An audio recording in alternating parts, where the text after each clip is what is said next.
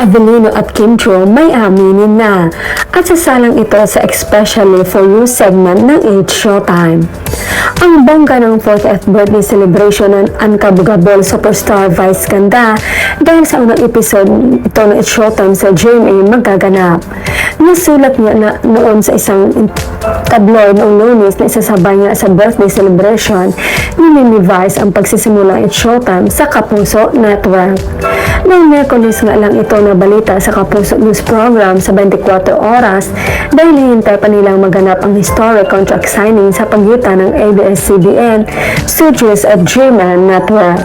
Bongga nga raw ang magganap ng nasabing episode at ngayon pa lang nga ay pinaghandaan na kung papaano nila makakabog ang unang episode nila sa GTV kung saan sumakay pa ng helicopter si Mimi Vice at mag-perform sa may harapan ng GMA Network building.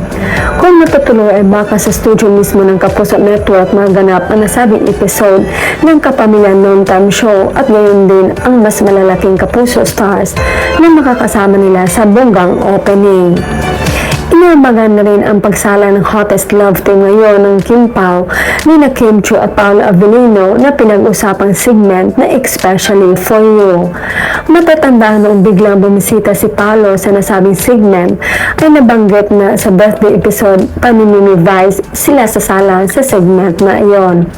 Excited na nga ang mga utaw sa mga maging tanong ni Mimi Vice sa bida ng What's Wrong with Secretary Kim pagdating sa buhay pag-ibig nila.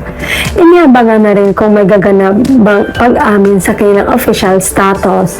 Abangan na sa April 6 ang bonggang episode nito sa Kapamilya Noontime Show sa main channel ng Kapuso Network.